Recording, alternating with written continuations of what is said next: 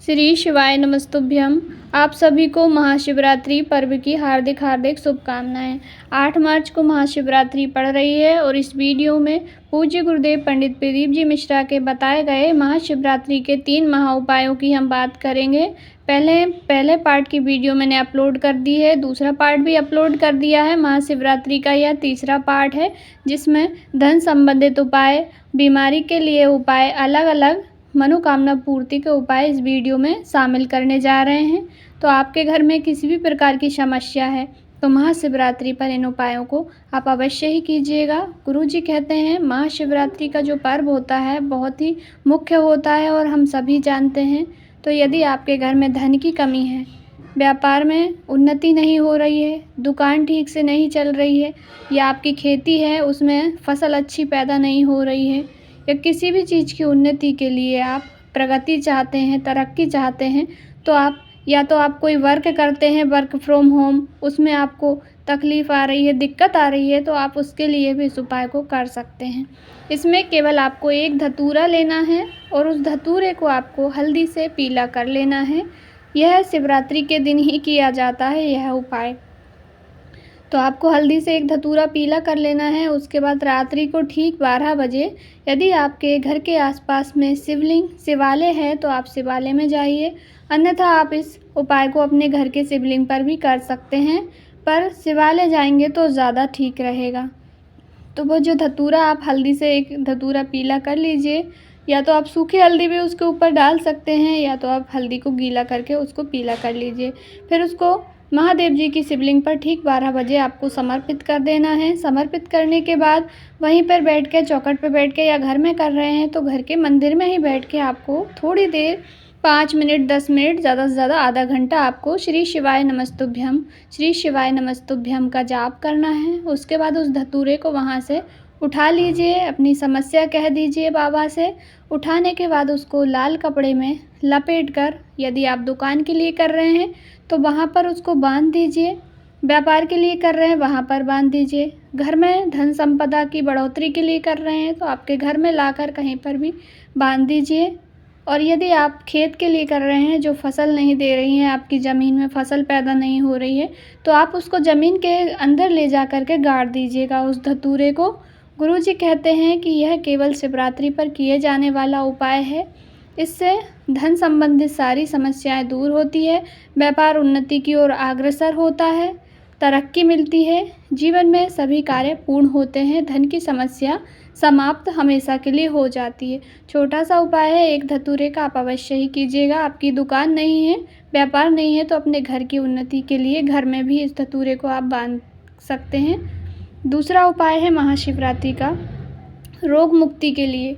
यह बहुत ही रोग मुक्ति का अचूक उपाय है। यदि आपके घर में कोई व्यक्ति बीमार रहता है, दवाइयाँ उसकी चलती रहती है, बंद नहीं होती हैं, एक दवाई चल गई फिर दूसरी बीमारी आ गई, यानी घर में एक के बाद एक बीमारियाँ आती ही जा रही हैं, तो आप इसके लिए 7 धतूरे वाला उपाय अवश्य ही करके देखिएगा।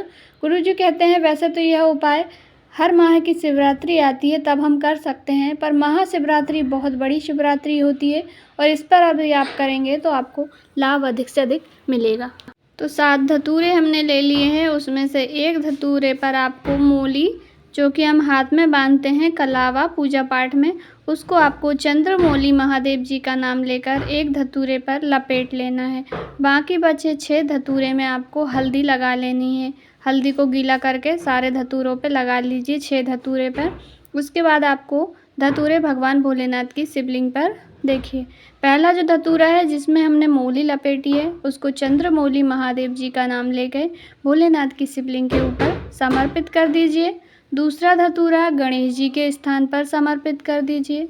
तीसरा धतूरा स्वामी कार्तिकेय के स्थान पर समर्पित कर दीजिए। चौथा धतूरा जो है माता अशोक सुंदरी का स्थान शिवलिंग में जहाँ होता है वहाँ पर समर्पित कर दीजिए। 5वां धतूरा माता पार्वती का हस्तकमल है शिवलिंग में, वहाँ पर समर्पित कर दीजिए। और 6ठा धतूरा गुरुजी ने, जिस कथा में यह उपाय बताया था तब गुरुजी ने 6ठे धतूरे का क्रम नहीं बताया था, पर 6ठा धतूरा ऊपर जो मटकी बंधी होती है, जो कलश बंधा होता है, जहाँ शिव जी की 5 पुत्रियाँ जया, विषहारा, सांबरी, वारी, धोतली और देव 5 पुत्रियाँ होती हैं, उस कलश के अंदर नहीं डाल के उसमें स्पर्श करा देना है। वहाँ पर रख नहीं पाएंगे क्योंकि नीचे गिर जाएगा, तो आप कलश में स्पर्श करा दीजिएगा छठा धतूरा और उसको भोलेनाथ की शिवलिंग पर। डंडी का भाग आपके विपरीत होना चाहिए।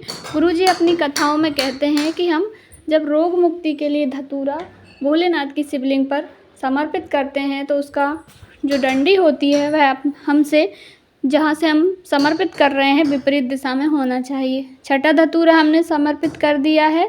सातवां जो धतूरा है उसको आपको जलाधारी से, जहाँ से जल बिल्कुल नीचे गिरता है, जहाँ से हम जल लेकर के आते हैं आचमन करने के लिए, उस जगह पर आपको सातवां धतूरा समर्पित कर देना है।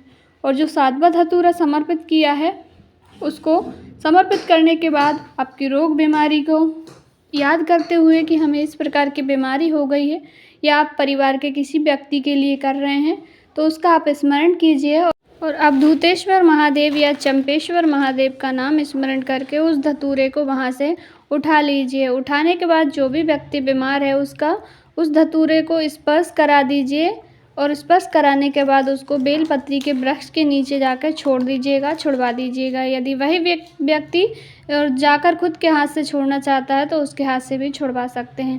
गुरुजी कहते हैं इस उपाय को करने से रोग बीमारी दूर होगी। दवाइयाँ यदि काम नहीं कर रही थी तो दवाइयाँ लगेंगी और शरीर में जितनी भी बीमारियाँ थी वह शीघ्र ही समाप्त होगी। इस उपाय को आप किसी भी मासिक शिवरात्रि पर कर सकते हैं। आइए बढ़ते हैं तीसरे उपाय की ओर। यह विशेष मनोकामना पूर्ति उपाय है। गुरुजी ने कहा है इस उपाय को यदि आप मुख्य शिवरात्रि पर करेंगे तो अगली जो मासिक शिवरात्रि आएगी 1 महीने के बाद, तब तक आपकी मनोकामना पूरी हो चुकी होगी। इसमें केवल आपको 7 काले तिल के दाने लेने हैं और 1 काली मिर्च लेनी है। हथेली में, अपने सीधे हाथ की हथेली में रख के आपकी जो भी कामना है, जिस कामना के लिए आप यह उपाय कर रहे हैं, उसका स्मरण कीजिए और भोलेनाथ की शिवलिंग पर समर्पित कर दीजिए। बस इतना ही करना होता है। अब अगली जो मासिक शिवरात्रि आएगी तब तक आपकी कामना बाबा पूरा अवश्य ही कर देंगे।